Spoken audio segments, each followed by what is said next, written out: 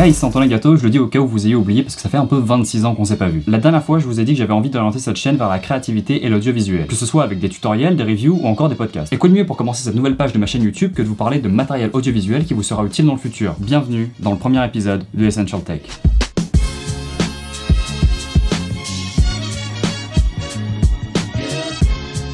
Dans ce premier épisode, on va parler ordinateur et plus particulièrement du HP Pavilion 15. Je remercie d'ailleurs HP, partenaire de la vidéo d'aujourd'hui. Parce que oui, pour faire du montage vidéo et des retouches photo, vous allez avoir besoin d'un appareil photo, certes, mais aussi d'un ordinateur assez puissant pour faire ce genre de manipulation. Et non, l'ordinateur portable de Papy Gilou, qui a déjà du mal à faire tourner PowerPoint, n'est pas assez puissant pour ce genre de truc. Donc qu'est-ce que le HP Pavilion 15 a de plus que la machine de Papy Gilou et pourquoi est-ce qu'il peut être un bon choix? Déjà, c'est un PC esthétique avec un châssis en métal brossé. Je ne m'attendais vraiment pas à ça, c'est un très bon rapport qualité-prix. Au niveau des ports, on est servi un port USB-C génération 1 de transfert de données uniquement, deux ports USB 3.1 donc de transfert rapide en USB classique, un port HDMI qui est très bon pour regarder sur un autre écran ce que vous faites sur votre ordinateur actuellement, un port RJ45 qu'on appelle aussi port Ethernet, une prise combinée casque microphone qu'on appelle aussi prise jack, un lecteur de carte SD qui est très bienvenu lorsqu'on est un créateur de contenu. Donc vraiment une pléiade de ports et vous n'aurez donc pas besoin d'un adaptateur pour faire quoi que ce soit et ça franchement ça fait plaisir. Pour le clavier je n'ai vraiment rien à dire, la course est assez longue, la frappe est agréable et le fait d'avoir un clavier numérique c'est vraiment quelque chose que j'accueille à bras ouverts parce que ça facilite la vie fois 1000, ne serait-ce que pour la comptabilité. Le trackpad quant à lui est bon, il fait ce qu'on lui demande mais personnellement je vais quand même utiliser une souris parce que c'est quand même plus précis et je me sens plus à l'aise qu'avec le trackpad. Maintenant si on parle un peu de l'écran, ce qui est quand même extrêmement important sur un ordinateur. C'est un ordinateur 15 pouces et quand vous faites de l'audiovisuel c'est quand même quelque chose d'extrêmement important d'avoir un plus grand écran pour pouvoir voir ce que l'on fait sans avoir à zoomer à 1500%. L'écran est Full HD donc du 1080p ce qui est largement suffisant, c'est ce que j'utilise moi. La 4K sur un écran c'est surcoté sincèrement.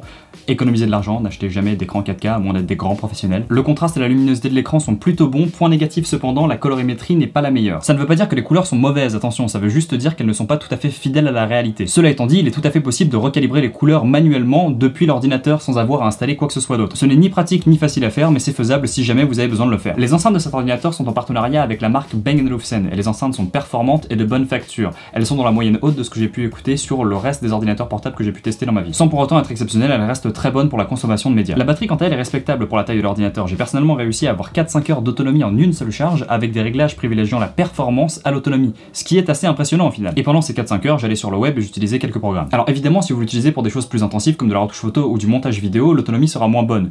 Mais très sincèrement, ça reste très respectable. Vous allez sûrement tomber sur du 3 heures, ce qui est très bon. Pour ce qui est de l'utilisation de cet ordinateur, il peut être utilisé pour tout type de travaux créatifs. Si vous êtes un débutant ou un enthousiaste de l'audiovisuel, c'est clairement une machine polyvalente et fiable. Des logiciels comme Photoshop, Lightroom ou encore Premiere Pro tournent très bien dessus et je n'ai pas encore eu de ralentissement intempestif. Alors attention, je n'ai pas non plus dit que cet ordinateur était une machine de guerre, loin de là. Mais pour soutenir mes propos précédents, je vais rapidement vous citer les spécifications techniques de l'ordinateur. Il possède un processeur i7, plus particulièrement le i7-8550U avec 4 cœurs de 8ème génération, 1,8 GHz de fréquence de base jusqu'à 4 GHz avec le Turbo Boost. Il possède aussi une carte graphique Nvidia GeForce MX150 qui accélère l'utilisation des logiciels photo et vidéo. J'ai même essayé de jouer à quelques jeux et les FPS, frame per second, étaient vraiment respectables et largement utilisables. 8 Go de RAM seront parfaits pour les âmes créatives débutantes ou intermédiaires. Il existe toutefois un modèle 16 Go de RAM pour les plus exigeants. 512 Go de stockage SSD, une mémoire interne rapide et largement suffisante pour la plupart d'entre vous. Un poids de 1,85 kg, donc plutôt léger pour sa catégorie de taille. Et on en vient maintenant à sa portabilité, c'est un 15 pouces mais il est plutôt léger comme je viens de le dire précédemment,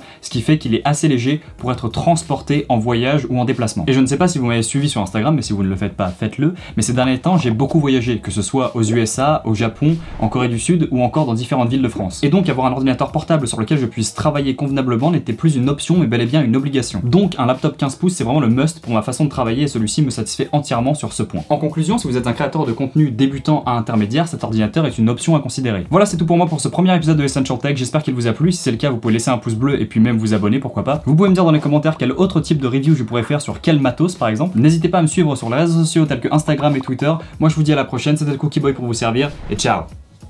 Bon alors 2-3 trucs qui n'ont rien à voir avec la vidéo, mais je suis actuellement au Japon et c'est pour ça que vous avez l'impression que je luis, c'est parce que j'ai extrêmement chaud actuellement pour tourner cette vidéo et vous l'aurez remarqué, je ne suis pas dans mon décor, je suis dans le décor de Tev et Louis, donc j'aimerais remercier Tev et Louis qui m'ont laissé leur décor pour cette vidéo. Voilà, moi je vous dis à la prochaine, ciao.